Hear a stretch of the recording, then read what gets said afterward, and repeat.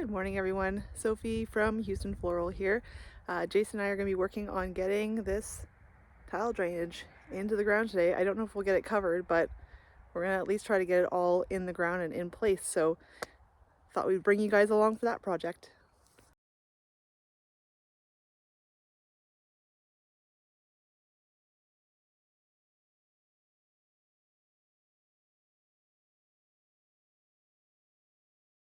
So the reason we're putting this tile drain in is because in the spring, this field is very, very wet. We've got really heavy clay soil and it holds a lot of water.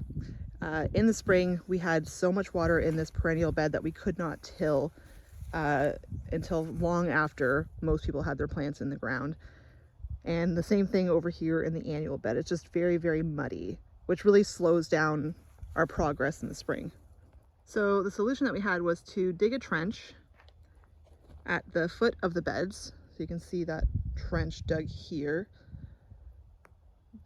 We actually only dug up until just past the perennial bed. So you can see where the fresh dirt is further down in front of the annual bed. That actually just got dug out recently. I'll tell you why in a sec. So we dug a little bit of a T. So it connects here and it goes all the way out into the field. Now it's been sitting for a while, so grass has started to grow in the dirt.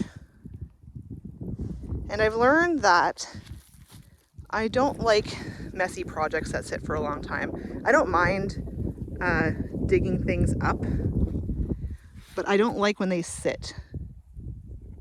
Now the reason I'm saying that is because I had a couple of projects this year, including this hedgerow behind me, which I was supposed to plant some things into, but because it's sitting right next to this pile of dirt, it really got kind of neglected over the course of the summer. I just didn't spend a lot of time down here. It's kind of hard to get around the ditch. So everything kind of in this hedgerow really got neglected. I've got things in pots that just never got planted. And then of course, now all of this dirt has become grown up with weeds and whatnot. It was unpleasant for me for the whole duration of the summer to have this mess kind of sitting here. So, sometimes you have to make messes to get projects done. But I think that going forward, if we're going to make the mess, I'm going to make sure the mess gets made whenever we can actually deal with the mess shortly after, so we can start the project, finish the project, and have it be done. So we dug out just for the perennial bed to start off with, because this was a really, really wet section in the spring. And last summer, I didn't actually have much trouble with the annual bed. It took a little while to get dry. But then once it dried up, it was fine for the whole summer. So I didn't worry about trenching at the end of this bed because it's actually sitting a little bit higher than the perennial bed in the perennial's lowest spots. So we just kind of left it. But then we had so much rain this past summer that there were aisles in the annual bed that just had puddles in them all summer long. It never quite drained well. And this bed, even though it has some really low spots, was very dry all summer long. Well, relatively dry. We had a lot of rain, but we didn't have puddles in the aisles in this bed the way that we did in the annual bed. So we decided that we were going to dig a trench at the base of the annual bed as well, because we might as well while we're doing it. And we're going to run the tile drain from the bottom of both beds out into the field. And hopefully, if we have another really wet summer next year like we did this year, this is going to help us get the water kind of out a little bit faster and get our season going more quickly. I don't know. I'm recording, by the way.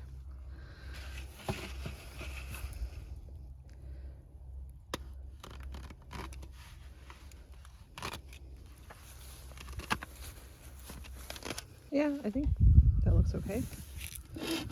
Hard to say.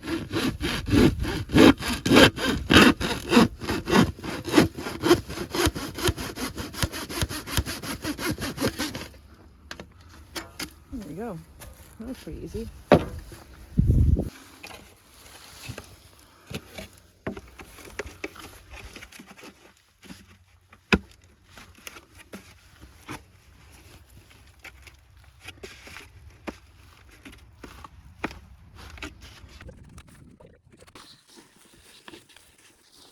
Good morning, everybody. So this is about a week after we started doing the tile drain.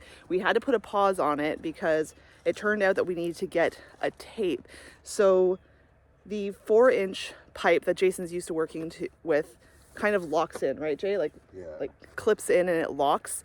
And you don't really need to do anything else to it. But for the 6-inch pipe, it doesn't actually lock. So like Jason's fussing with it right now, that T just kind of pops off like really easily. So we thought, okay, there's something here that we're missing because this really should be stuck together so well that, you know, if we put dirt on top of it or something, we're not risking it popping off. So we did a little bit of research and found out that we needed this stuff. So this is a PVC pipe tape, right, Jay?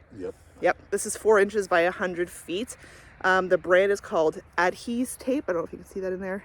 It's a little backwards, I think. We found it on Amazon. It was like 15 bucks. It's not bad at all. But we wrap this over all of the joints just to make sure that nothing's going to come apart. So we have this. We have my dad who's going to help us out today. He's back there doing something right now. Oh, there he is. Yellow jacket. You see him. So he's going to give us a hand getting this in. And then we're going to backfill all of the trenches so that we're finally not going to have this mess sitting here anymore. And I'm very excited. And while they start working on that, I am going to get tulips planted today. And I am very excited about that. All right, Jason's going to see if he can do this by himself or if he needs a second hand. It's kind of like big and awkward. I think I need to do that more. I might need a hand. Yeah. Okay. Hold that so I can. Come on.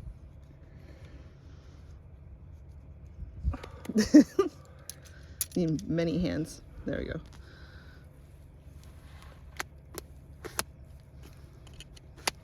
All right.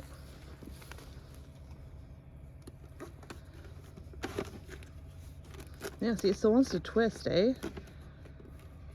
It won't once I get it stuck there. It's just I'm trying to.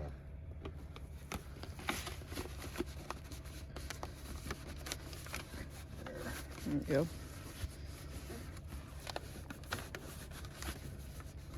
Are you then going to tape the fabric over top of that too? Yeah, just up to here because this has the holes in it, but your connection doesn't. Okay. So you see your little slits there everywhere.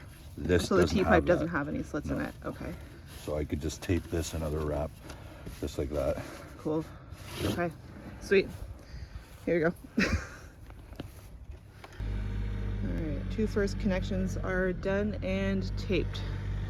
You have to unroll that other big roll over there and then connect those 2 together. And there goes Dad with the tractor.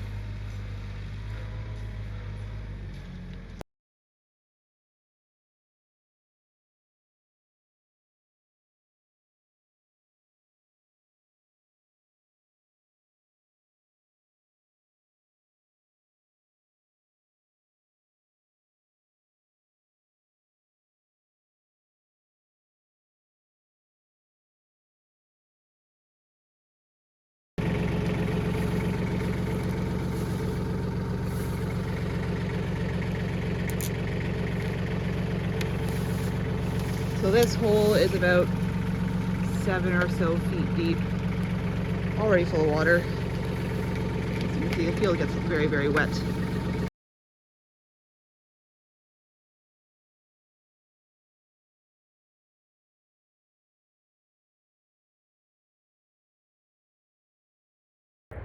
Okay, so Dad and Jay are out there on the tractor. I don't know if you can see them. They're gonna finish up getting the pipe in the ground and then they're going to start burying it. There's a lot of rocks, some really, really big rocks even, in the dirt that was dug up to dig the trench.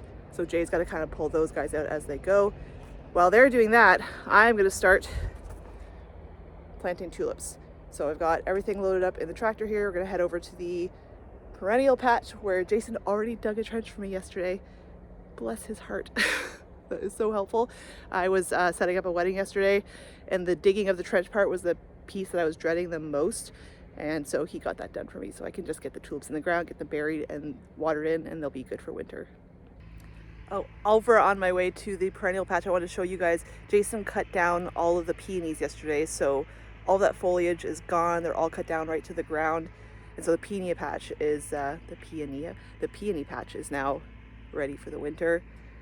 And he also started cutting out some of the mint and some of the perennial stuff. So we got to finish that up still, but I'm so grateful to have this done and have the peonies ready for the winter.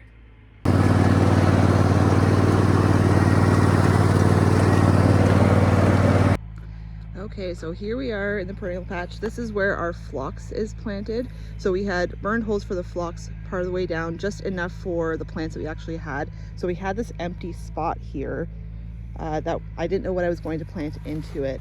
And I decided it was a perfect place to get the tulips in so that in the spring, once they're done, I can pull out the bulbs and then plant something else here. I don't know what yet, but I'll have that option. So Jason got this dug down about 4 inches for me. And so I just have to get the bulbs kind of in place and labeled and then buried back up. So I've got 7 varieties here. I will kind of go through each of them as I go. With these tulips, I picked really neutral colors because we're using these primarily for weddings and whatnot. And in the spring, whites and pastels are really the colors that clients are going for. So we've got like some peachy colors and some apricot sort of colors, some pinks, some very, very pale yellows, and a lot of white. So those are the primary colors. And the other thing I was looking for aside from color when I chose these was stem length. So we needed as long a stem length as we could get. So all of these are pretty much 18 inches or taller once they're fully grown. Okay, so these are the 7 varieties. We've got Silk Road, which is kind of a light champagne sort of tone. I've seen it come up with a bit more pink tones, with a bit more yellow tones, so I'm curious to see how these guys are going to come up. Copper Image, Peony Mount Tacoma. These tulips just have really dense ruffling, which makes it look like a peony, so I'm super excited for those. They're white. Snow Crystal is a fringed tulip, so it has the fringed edges. And then we've got, let's see here, Foxy Foxtrot, which is like a mix of pale pink and yellow tones. Apricot Pride, which we grew this past year and I was very happy with. It was very pretty, a very light peachy pink tone. And then in here we've got a lot of these guys. This is Mondial, and I wanted these guys because they're like a really big fluffy white tulip, and we use a lot of Mondial roses at Sage, which are just a really pretty rose. And when I saw this as a tulip name, I thought, well, I think I'm going to want some of those guys. I'm going to be labeling the tulips with these labeling strips, and I'm just going to stake them into the ground with regular landscape staples. That way, in the spring, I'll know what's what.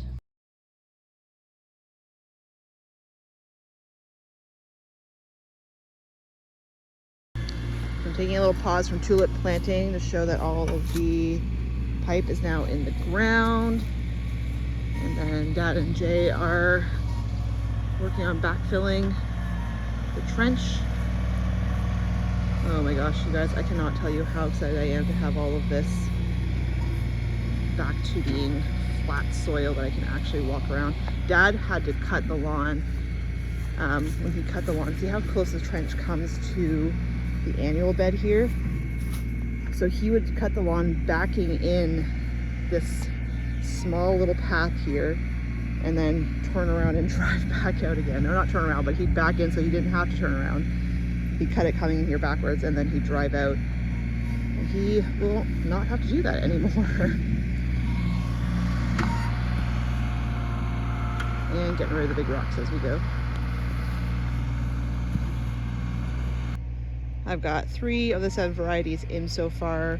You can see I have a lot of the Mondial and then far less of the other varieties. I'm gonna have tons of space. I'm really not being fussy about how we're getting these guys in here because they're gonna grow.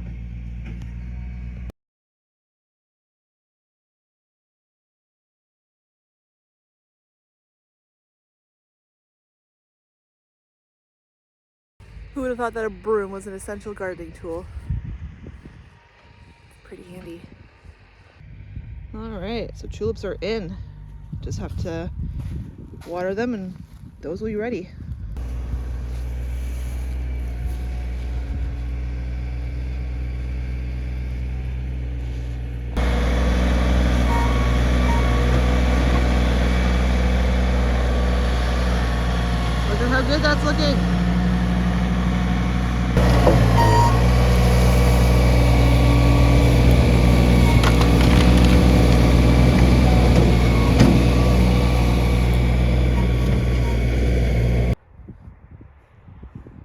there's still a little bit of leveling out left to do, but the hole is filled,